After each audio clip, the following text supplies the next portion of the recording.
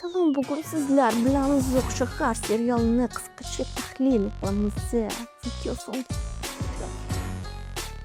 Birgina serial sabab shaharga keladigan turistlar soni 3 milliondan oshib ketgan va bu gap Uzoq shahar seriali hamda u tasvirga olingan Mardin shahri haqida bormoqda. Barchaga salom, siz bilan kino tahlil va bugun birgalikda Uzoq shahar serialini qisqacha tahlil qilamiz.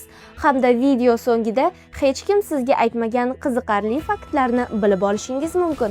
Avvaliga juda to'g'ri tanlangan aktyorlar jamoasi haqida ham aytib o'tish lozim.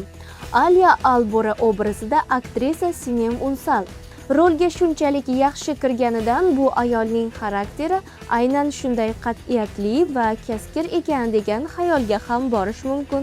Jehan Albora, Ozan Akbaba.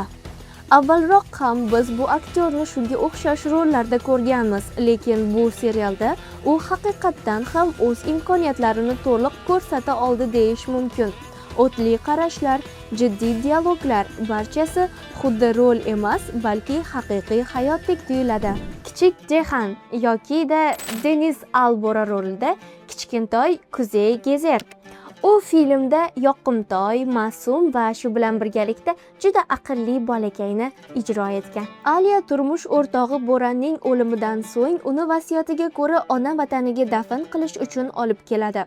Marhumning qarindoshlari esa shunchaki oddiy odamlar emas, balki butun shaharni boshqarib turuvchi Alboralar oilasi edi. Ular Aliyaning 5 yoshli o'g'li Jihanni olib qolishni xohlashadi. Aliya esa hech qachon farzandini yolg'iz qoldirmasdi. Shu tariqa keskin va bahsli vaziyat yuzaga keladi. Ko'pchilik ushbu serial Al-Hayba deb ataluvchi eski turk serialining yangicha talqini ekanligini bilmasa kerak.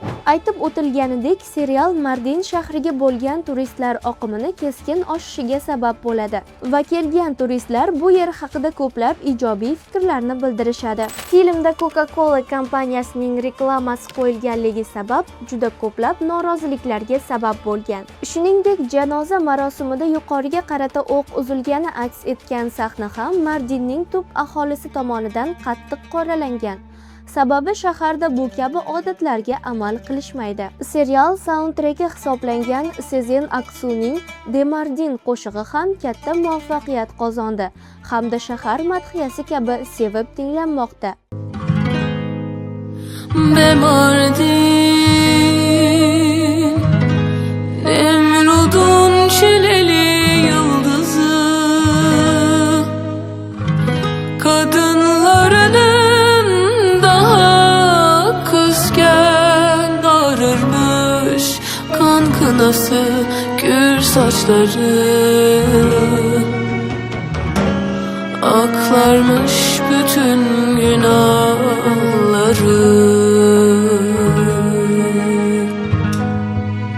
Filmda Deniz rolini ijro etgan Kuzey Gezer bundan avval barchaga mashhur va taniqli bo'lgan Qora niyat serialidagi kichik Xalidjon rolini ham ijro etgandi. Bir so'z bilan aytganda, Uzoq shahar murosasiz va keskin vaziyatlarga boy bo'lgan ajoyib serial. Butun dunyo bekorga qiziqish bildirmayotgandir axir. Hamma ko'rganda siz qolib ketmang. Ria Play platformasida Uzoq shahar serialini o'zbek tilida topishingiz mumkin. Biz ushbu serialni aynan siz uchun eksklyuziv tarzda tarjima va dublyaj qildik. Siz bilan serialshunos Sadoqat bo'ldi. Ko'rishguncha. Serialshunos? Da. Kino fanlari bo'yicha doktor.